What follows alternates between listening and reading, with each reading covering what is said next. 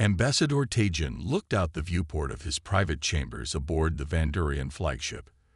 The blue-green planet called Earth hung in the distance, third from its star and seemingly unremarkable. He tossed the data tablet onto his desk with a snort of derision. The classified Galactic Council report glowed on the screen with its bold red warning. Species ASSESSNENT. Humans. Extreme caution, ADGISET. These warnings about humans were becoming tiresome. The Galactic Council, in Tajin's opinion, had grown soft and fearful over its thousands of years of existence. They saw threats where none existed. Tajin straightened his formal robes and pressed the communication panel. High Commander Doyan, please join me at your earliest convenience. Within minutes, the door slid open with a soft hiss. High Commander Doyan entered, his military uniform adorned with the medals of 12 successful planetary acquisitions. You've read the Council's latest warning? Tajin asked. Doyan's face remained impassive. I have. More of the same caution about these humans. Tajin gestured to the viewport. Look at them. They've barely ventured beyond their moon. Their first primitive probes are only now reaching the edges of their system. The Council claims these humans possess exceptional adaptability and unpredictable problem-solving abilities. Tajin continued, not hiding his mockery. Yet they've barely left their solar system. Their ships still use chemical propulsion. They haven't even unified their planet under a single government. Doyan moved to the large star chart display on the wall. With practiced motions, he expanded the view of the Sol system, focusing on the fourth planet from the star. Their military technology is centuries behind ours, Doyan observed as he studied the red planet's surface. Our surveys confirm abundant quantum crystals on their fourth planet. The readings suggest the richest deposit we found in this sector. Tajin joined him at the display. The quantum crystal deposits glowed in the scan results, promising tremendous power and wealth. Such crystals were the foundation of modern Vandurian technology, powering everything from their faster-than-light drives to their gravity manipulation systems. The Emperor requires these resources for our expansion, Tajin said. The new colonies in the Keldor sector will need power, and our reserves are diminishing faster than expected. He tapped the screen, bringing up the Council's warning again. I see no reason to avoid this opportunity based on vague warnings about the human's potential. The Council sees danger in every shadow these days. Doyan nodded in agreement. The military commander had heard these warnings before about other species. None had presented any real challenge to Vandurian superiority. What does the Council specifically fear? Doyan asked, more out of professional obligation than genuine concern. Tajin scrolled through the report. The usual nonsense. They claim humans have an unusual capacity for technological adaptation, that they show alarming ingenuity under pressure, that their fractured political systems actually make them more resilient and unpredictable in response to external threats. He laughed, as if their disunity could be a strength rather than the obvious weakness it is. Doyan's tactical mind considered this briefly. Their military forces are divided into separate branches and nations. Some of their weapons are primitive but cleverly designed. Still, nothing that could stand against our fleets. The Council also warns about their information systems, Tajin continued. Apparently humans create vast amounts of speculative fiction about contact with alien species. Many stories focus on humans defeating more advanced civilizations. Imagination is not capability, Doyan responded flatly. Precisely. Tajin closed the report with a dismissive gesture. The Council has grown overcautious. They wish us to conduct decades of observation before approaching these humans. But the Emperor will not wait that long for resources he needs now. Doyan walked to the viewport, hands clasped behind his back. If you decide to proceed despite the Council's warning, I'll prepare the extraction fleet. 10 warships should be sufficient for a show of force. Our standard first contact protocols have subdued 12 species without incident. And how did those species respond when you arrived? Tajin asked, already knowing the answer. As all rational beings do, they recognized our superior technology and accepted our terms. Some attempted token resistance, but all ultimately submitted to Vandurian authority. These humans will be no different. Tajin smiled, his decision made. Very well. Prepare your fleet. I'll send my recommendation to the Emperor immediately. We'll approach the humans diplomatically first, of course. Offer them technology and knowledge in exchange for mining rights to their fourth planet. And if they refuse, Do-Yun asked, then we'll demonstrate our power in a limited fashion. Perhaps remove one of their smaller military installations or orbital platforms. Nothing that would damage the mining areas or create unnecessary hostility. Tajin waved his hand dismissively. They'll quickly understand their position. Do-Yun nodded and turned to leave, but paused at the door. Ambassador, may I ask why the Council is so concerned about these particular primitives? There must be something more than what you've shared. Tajin hesitated, then accessed one final section of the report. There is one curious note. It seems that 600 years ago, the Zentari civilization attempted contact with humans. The Zentari were never heard from again, and their civilization appears to have collapsed shortly afterward. The Council suggests, well, they imply the humans were somehow responsible. Both Vandurians were silent for a moment before Do-Yun spoke. The Zentari, they were scavengers and pirates, hardly a proper civilization. Whatever happened was likely their own doing. Exactly, Tajin said, regaining his confidence. The Council builds grand theories on coincidences. The Zentari probably destroyed themselves through internal conflict. I'll prepare the extraction fleet, Do-Yun replied. Our standard protocols have subdued 12 species without incident. These humans will be no different. As the commander left, Ambassador Tajin turned back to the viewport, gazing at the distant blue planet. Such a small world to generate such excessive caution from the Council. In a few months, it would be just another entry in the Vandurian resource catalog, its inhabitants another species benefiting from Vandurian guidance. The humans would adapt and accept their place in the galactic order. They all did, eventually. Captain Minji stood tall despite being nearly a foot shorter than the alien diplomats across the table. The meeting room inside the International Space Agency headquarters in Geneva had been hastily adapted for this first official contact with an extraterrestrial civilization. Behind her stood Earth's hastily assembled diplomatic team. Military officers, scientists, and government representatives from major nations. We appreciate your visit, Ambassador Tajin, Captain Minji said, her voice steady. But Mars holds significant importance to our future colonization plans. She gestured to the holographic display showing the red planet. Our settlement efforts are well underway. The first permanent habitat was established 3 years ago. We have invested considerable resources in terraforming initiatives. Ambassador Tajin's face remained unreadable, his gray skin and 6-fingered hands the most obvious signs of his alien nature. His translator device converted his clicking speech into clear English. Captain Minji, you misunderstand. We are not asking permission. The Vandurian Empire is informing you of our decision. The quantum crystal deposits on Mars are vital to our expansion. We are prepared to offer technological exchange as compensation. For 3 days, the talks had gone in circles. The humans insisted Mars was not negotiable.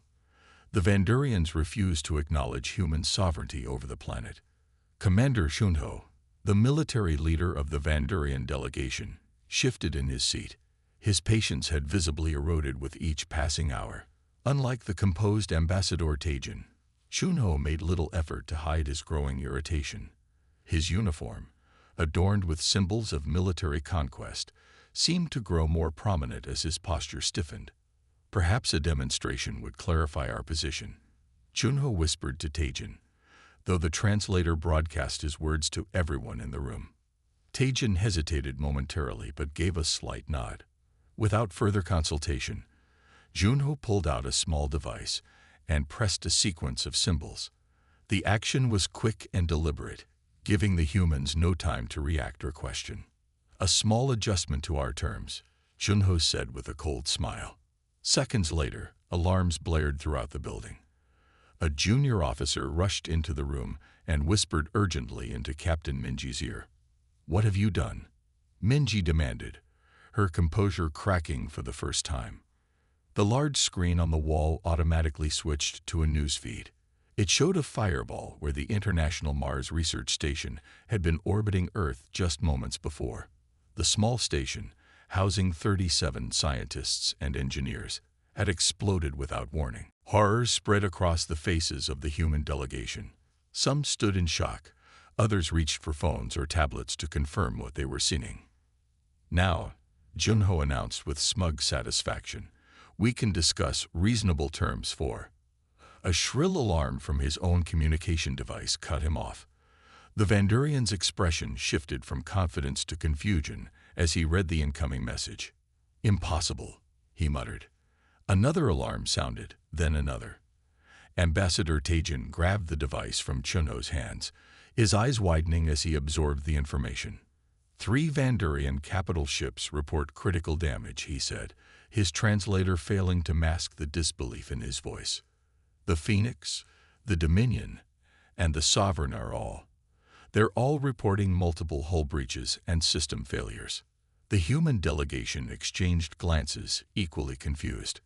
General Park, one of Earth's military representatives, pressed a button on his tablet and spoke urgently in Korean. After a brief exchange, he addressed the room. "It appears our automated defense system has responded to the attack," he explained, his voice calm but tight. "Several orbital platforms we have positioned for asteroid defense have targeted your vessels. These primitives damaged our stellar-class vessels." Taejin gasped, the translator rendering his shock perfectly. "How is this possible? Your weapons technology should be centuries behind ours." On the screen, the feed switched to space footage, showing 3 massive Vandurian ships drifting, their sleek hulls now marred by precision strikes at key points. Small explosions continued to erupt along their sides. Commander Shunho's face contorted with rage. "Your defensive capabilities were not detected by our scans. You concealed your true technological level from us." Captain Minji stood straighter, her expression hardening. "We didn't conceal anything. Those defense platforms were publicly documented in international treaties. They're designed to redirect or destroy incoming asteroids. But they shouldn't be capable of penetrating our shields," Junho snapped. General Park interjected. "After your ships entered our system, we analyzed their energy signatures. The platform's targeting systems were recalibrated accordingly." The revelation silenced the Vandurians momentarily. The idea that humans could analyze and adapt to their technology so quickly seemed to disturb them deeply. "You killed 37 of our people without warning," Minji said, her voice now ice cold. "Did you expect us to do nothing?" Junho stood abruptly, knocking his chair backward. "This means war. Your primitive weapons caught us by surprise once, but make no mistake. The full might of the Vandurian Empire will crush your planet within weeks." Ambassador Taejin seemed less certain but stood alongside his military counterpart. "You have made a grave error today. The destruction of your research station was meant as a measured demonstration. Your disproportionate response has escalated this situation beyond diplomacy." Captain Minji didn't flinch. "The destruction of a peaceful research station with 37 civilians aboard is not a measured demonstration. It is an act of war. Your ships were damaged, not destroyed. We showed restraint." "Restraint?" Commander Shunho nearly shouted. "You've crippled 3 advanced warships. And you can retrieve your crews safely," General Park added. "Unlike our 37 scientists who are now dead." The tension in the room had become unbearable. Security personnel on both sides had moved closer to their respective delegations. Ambassador Taejin touched a device on his wrist. "Our diplomatic vessel will depart immediately. The Empire will respond to this provocation with appropriate force." As the Vandurians prepared to leave, Captain Minji called after them. "Ambassador Taejin, wasn't there a warning in your files about us? About humans? Perhaps you should have heeded it. The ambassador paused at the door, his expression unreadable. Without responding, he and Commander Chuno exited the building under heavy security escort. Once they were gone, the human delegation gathered in urgent conference. "How long do we have?" Minji asked. "Based on their ship movements, they're calling in their main fleet," General Park replied. 2 weeks, maybe 3 before they can assemble a significant attack force. "Then we better get ready," Captain Minji said, looking around at the representatives of Earth. "Send word to every research facility, every military installation. We need to prepare for a war unlike anything in human history." As emergency protocols activated worldwide, the first unified human defense effort began.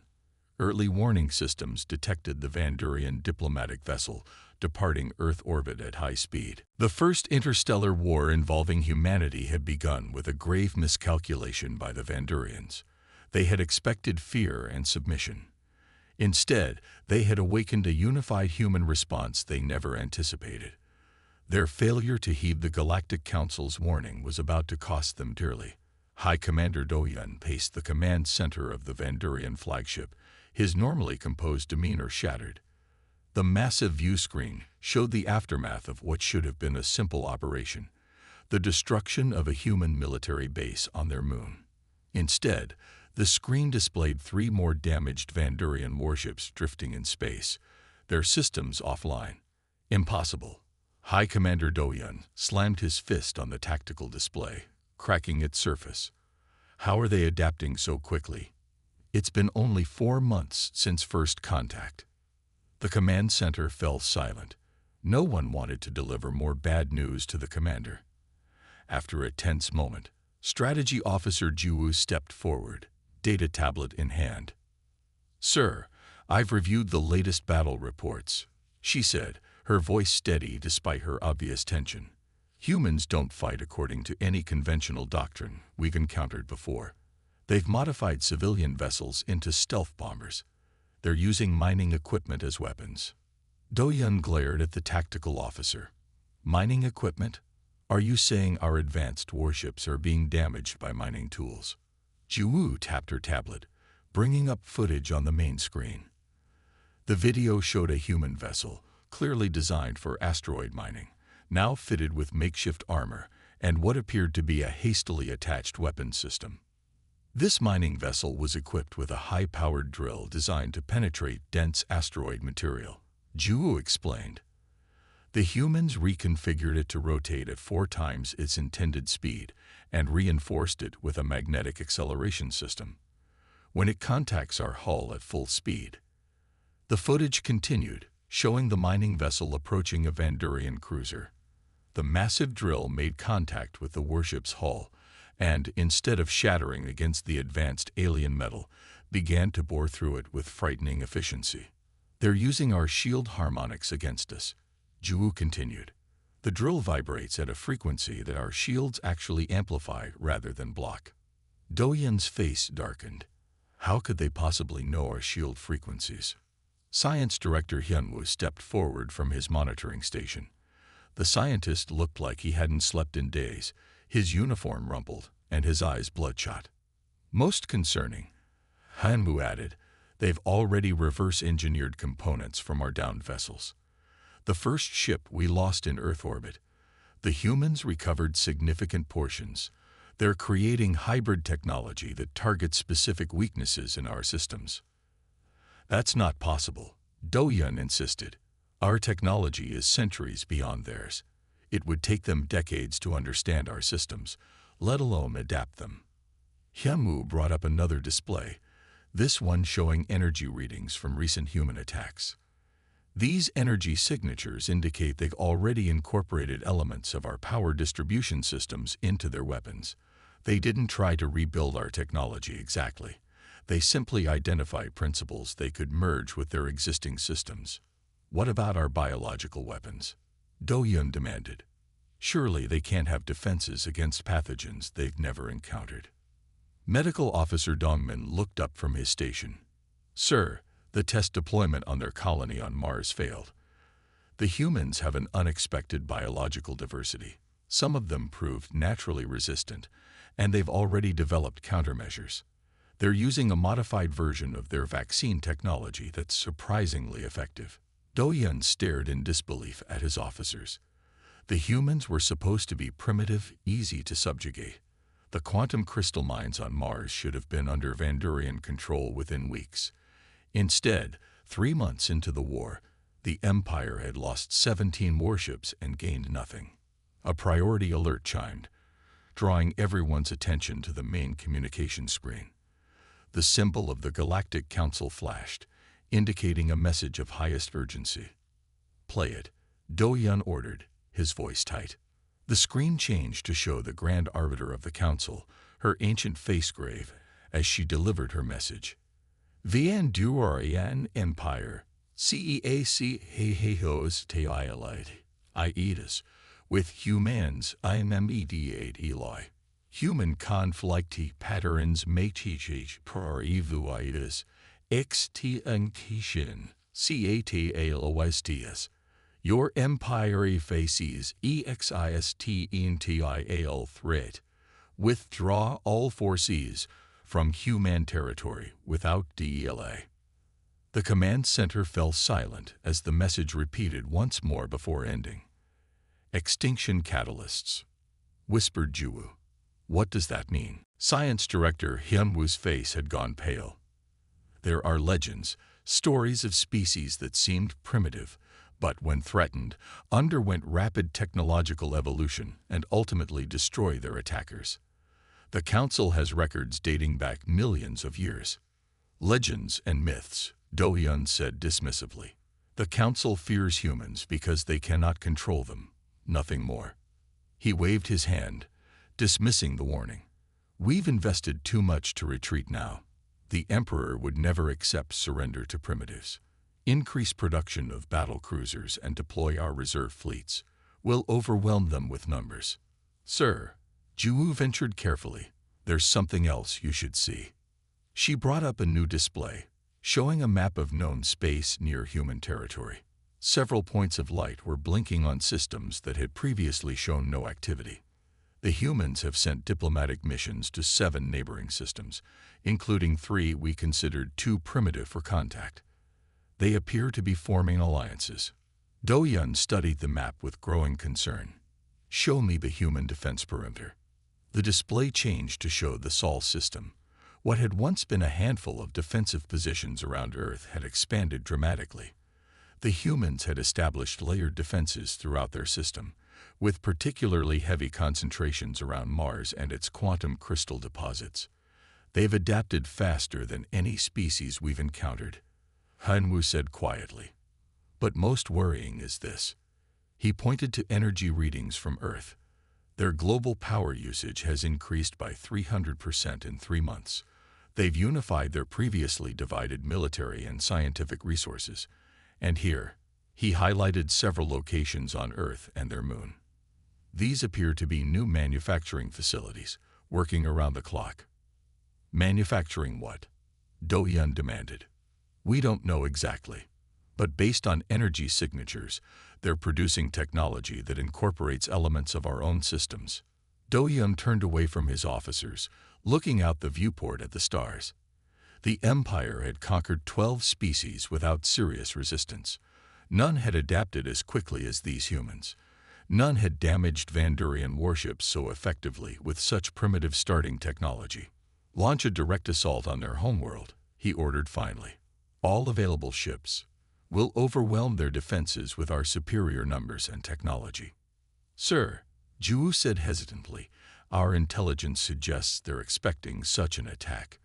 They appear to have prepared specifically for it.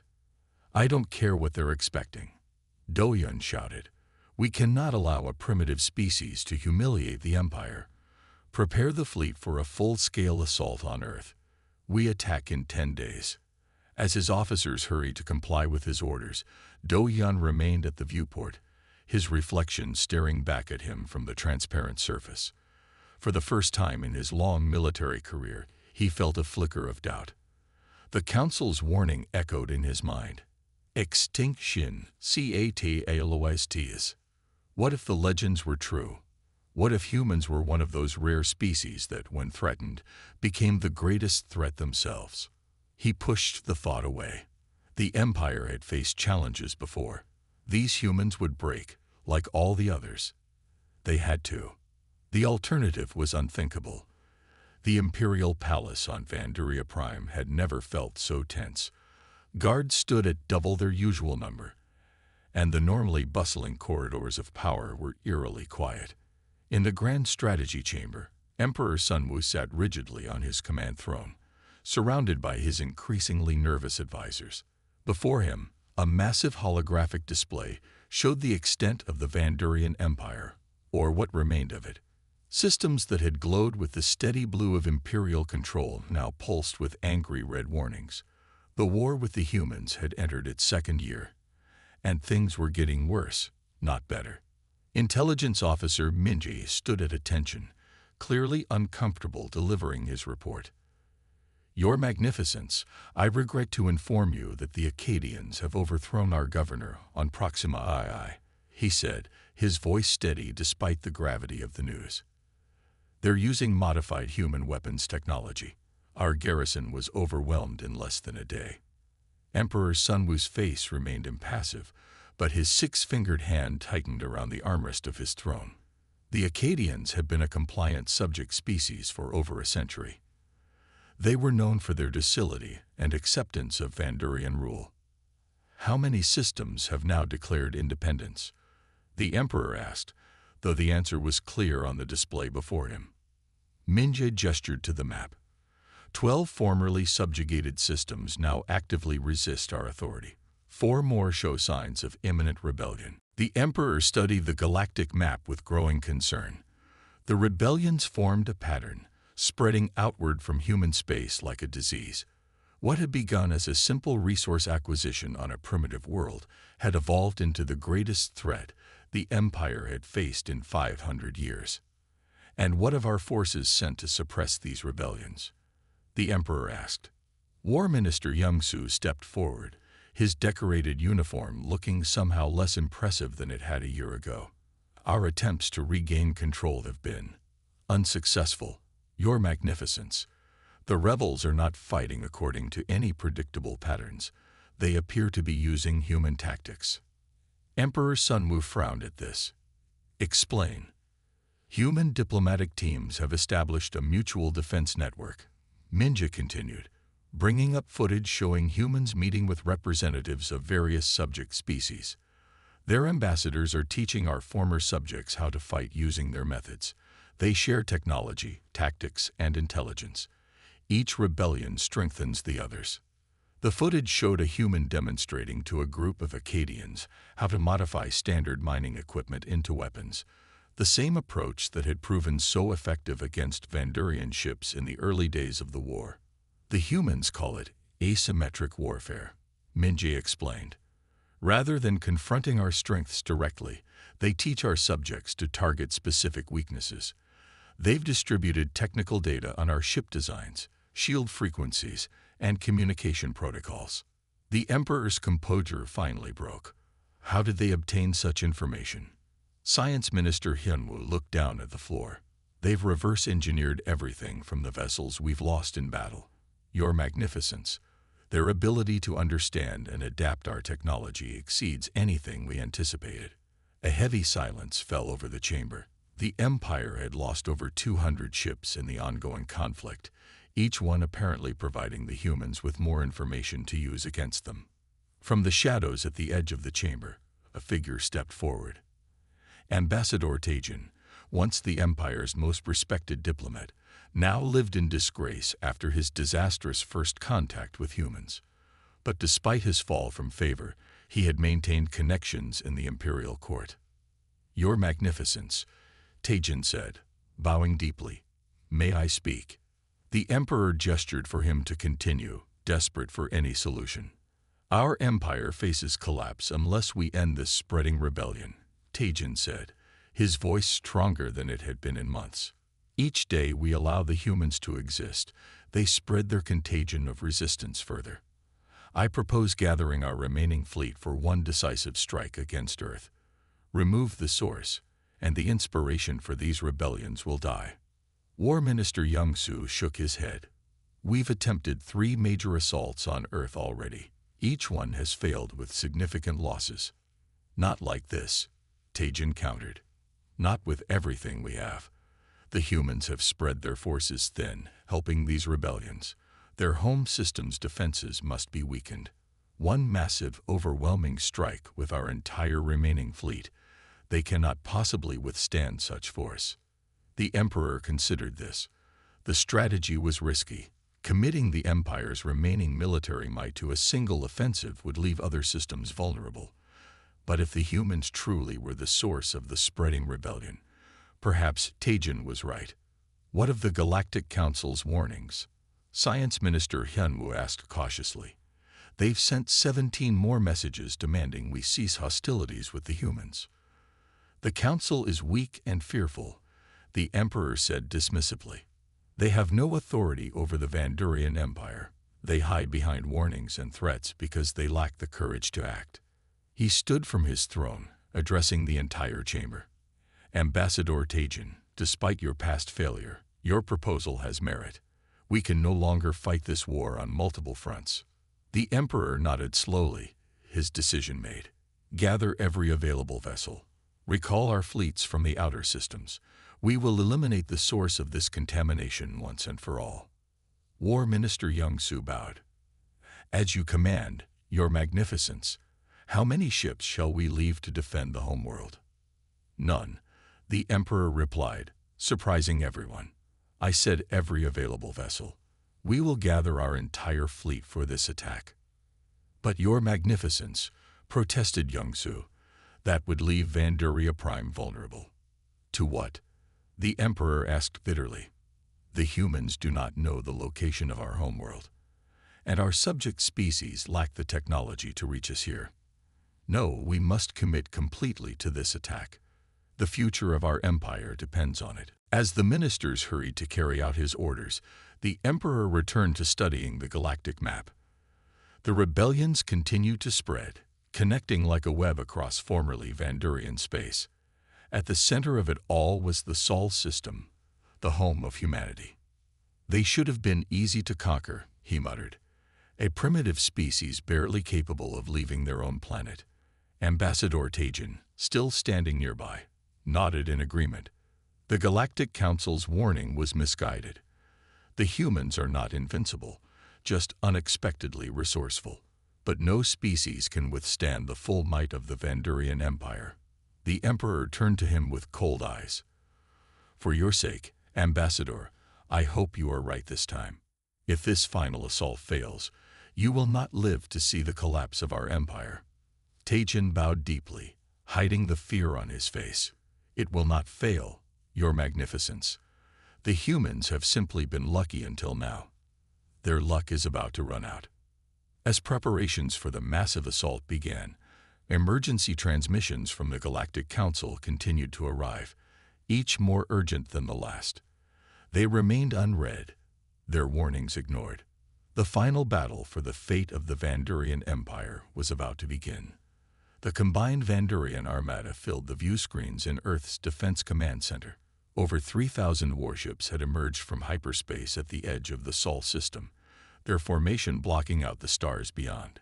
It was the largest concentration of military might ever assembled in this part of the galaxy. Captain Minji, now Admiral Minji of Earth's Unified Defense Force, studied the enemy fleet with a calm that belied the gravity of the moment. 2 years of war had aged her, a thin scar running across her right cheek from a close call during the second Vandurian assault. They've committed everything, she observed, just as our intelligence predicted. Around her, the command center hummed with quiet efficiency. Earth's leaders had evacuated to underground bunkers. Civilian populations had been moved to sheltered areas. Now, they waited. Aboard the Vandurian flagship, Emperor Sunwoo himself had come to witness humanity's end. He stood on the command deck, flanked by Commander Chunho and Ambassador Taejin. The display showed Earth's defensive line, surprisingly thin compared to their previous encounters. They've exhausted their resources, Commander Chunho observed with satisfaction.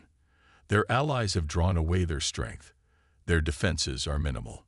Taejin nodded in agreement. The rebellion served our purpose after all. They forced the humans to spread themselves too thin. Emperor Sunwoo stepped forward. Order the fleet to attack formation. No mercy.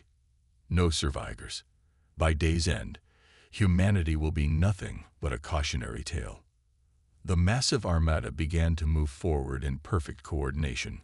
Thousands of warships arranged in the traditional Vandurian assault pattern that had conquered a dozen worlds before. Science Officer Gunwoo monitored the sensor readings of the human defenses. Something seemed off. The readings were too clean, too simple. Where was the chaotic human innovation they had come to fear? As the fleet passed the orbit of Neptune, Hyunwoo noticed something unusual on his instruments. Your Magnificence, I'm detecting unusual energy readings from Earth's moon. Their lunar base was destroyed in our second assault. Junho dismissed. This isn't from their former base. Hyunwoo insisted, his concern growing. These readings are coming from the far side of the moon. Something's happening. These readings, some kind of spatial distortion. Hyunwoo reported frantically. It's interfering with our quantum drives. The harmonic resonance is building in our power cores. Then, one by one, the lead Vandurian ships began to implode. Not with conventional explosions, but with strange, swirling vortices that seemed to fold space itself. Each ship collapsed inward, creating cascading tears in the fabric of spacetime that rippled outward, catching more ships in their wake. They'd weaponized our own power systems. Hyunwoo screamed, true terror in his voice for the first time. They've combined them with physics principles we dismissed as theoretical. The quantum resonance is creating micro-singularities within our drive cores. The Emperor watched in horror as his magnificent fleet began to disintegrate before his eyes. Ships that had survived centuries of warfare were crushed like paper toys, folded into nothingness by forces beyond Vandurian understanding. Retreat, he ordered. All ships, emergency retreat. But it was too late. The reaction had spread too far, too fast. As each ship imploded, the effect strengthened, rippling through the connected Vandurian communication network that linked their entire empire. The flagship lurched violently. Warning lights flashed across every console. The Emperor was thrown to the floor as gravity fluctuated wildly around them. The reaction is spreading through our subspace network, Hyunwoo reported, his voice hollow with the knowledge of what was coming. It's transmitting back to every major Vandurian installation. The resonance cascade cannot be stopped. In the Earth Command Center, Admiral Minji watched the destruction with mixed emotions. The weapon had worked better than anyone had anticipated. Too well, perhaps. The effect is propagating through their network, her science officer reported. We're receiving signals of similar collapses throughout former Vandurian space. Can we stop it? Minji asked. No, the reaction is self-sustaining now. Their entire infrastructure is linked by the same quantum technology. The resonance will continue until... They didn't need to finish the sentence. Until nothing remained. In 7 days, the 1,000-year Vandurian Empire collapsed completely. Spatial distortions destroyed their major military installations, shipyards, and command centers across dozens of systems. The carefully constructed network that had been the source of their power became the pathway of their destruction. 2 weeks later, the Galactic Council convened an emergency session. Representatives from across the galaxy gathered to discuss the unprecedented situation. The humans had been invited to send a delegate, the first time a species had been granted such recognition so quickly. Admiral Minji represented Earth, standing before the ancient assembly with quiet dignity. The weapon was not intended to cause such widespread destruction, she explained. We sought only to defend our system from the final assault. The Grand Arbiter of the Council nodded gravely, yet the effect was nevertheless the complete collapse of the oldest empire in this sector of the galaxy. Billions of lives disrupted, though thankfully, civilian casualties were minimal due to the targeted nature of the effect. We have already dispatched humanitarian missions to former Vandurian worlds. Minji said, Earth is committed to helping rebuild. Many of these species suffered under Vandurian rule for centuries. We are sharing technology and resources to help them establish independent, sustainable governments. The council members murmured among themselves. Such rapid action from a species that had only achieved interstellar travel during the war itself was unprecedented. The Vandurians ignored our warnings, the Grand Arbiter said finally. We had classified humans as a potential extinction catalyst species, one of only 17 such designations in our million-year history. The pattern was clear to us, yet they proceeded with their aggression. After much deliberation, the Council reached a historic decision. The original warning about humanity was enshrined as the first law of xenopolitics. The cost of underestimating humans will always exceed the perceived benefit. As Admiral Minji departed the council chamber, a representative of the ancient Centauri approached her, one of the few survivors of the species the Vandurians had claimed was extinct.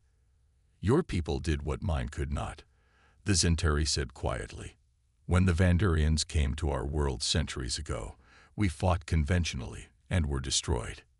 We didn't want this war, Minji replied. We only wanted to survive it. And now you emerge as perhaps the most powerful force in this sector, the Centauri observed. Many fear what humanity will do next. Minji looked out at the stars visible through the council station's viewport. Tell them not to attack us, and they'll have nothing to fear. Earth has no interest in empire building. We've seen where that leads. As human ships continued their humanitarian missions throughout former Vandurian space, the galaxy watched with a mixture of fear, respect, and hope.